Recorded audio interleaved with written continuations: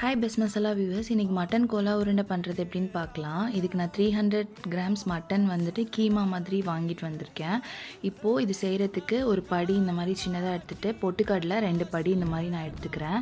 எடுத்ததுக்கப்புறம் காஞ்ச மிளகா எடுத்துக்கிறேன். ஒரு 7லேருந்து 8 காஞ்ச மிளகா எடுத்துக்கிறேன். கலருக்காக 2 காஷ்மீரி மிளகாவும் எடுத்துக்கிறேன். அது இல்லாமல் தனியாக கொஞ்சம் பொட்டுக்கடலை எடுத்து வச்சுக்கோங்க.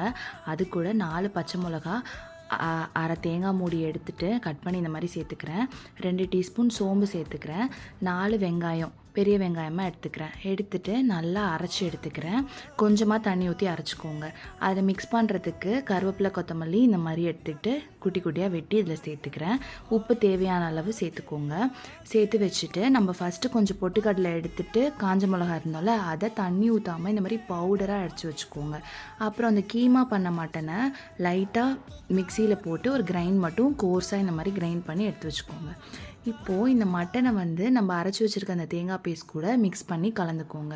இதுக்கு அப்புறம் தான் நீங்கள் என்ன பண்ணணுன்னா இந்த பொட்டுக்கடலை பவுடரை ஆட் பண்ணணும். உங்களுக்கு உருண்டை பிடிக்க வரல, கொஞ்சம் தண்ணி ஆயிடுச்சுன்னு ஃபீல் பண்ணிங்கன்னா இன்னும் கூட இந்த பொட்டுக்கடலை பவுடரை நீங்கள் அரைச்சி லாஸ்ட்டாக சேர்த்துக்கோங்க. வேணுங்கிற அளவுக்கு சேர்த்துக்கோங்க. இந்த மாதிரி உருண்டை பிடிக்கிற கன்சிஸ்டன்சிக்கு வரணும்.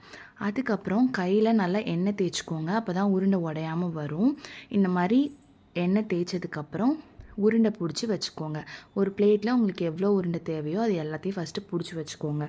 பிடிச்சி வச்சதுக்கு அப்புறமா நீங்கள் ஒரு கடாயில் எண்ணெய் சூடு பண்ணிக்கோங்க. கடாயில் எண்ணெய் சூடு பண்ணிவிட்டு ஃபஸ்ட்டு ஒன்று போட்டு பாருங்கள், அது உடையாமல் வருதா என்னன்ட்டு. அதுக்கப்புறம் மற்றதை போட்டுக்கோங்க. எண்ணெயை மீடியம் ஃப்ளேமில் வச்சு கோலா உருண்டைகளை பொரித்து எடுக்கலாம். நீங்கள் அப்போ தான் மீடியம் ஃப்ளேமில் வைக்கும்போது உள்ளே இருக்க மட்டன் எல்லா மசாலாவும் வெந்திருக்கும். ஸோ நீங்கள் இந்த மாதிரி பிரித்து பார்த்தீங்கன்னா நல்லா வெந்து வந்திருக்கும். சாப்பிட்றதுக்கு செம்ம டேஸ்ட்டாக இருக்கும். தேங்க்யூ.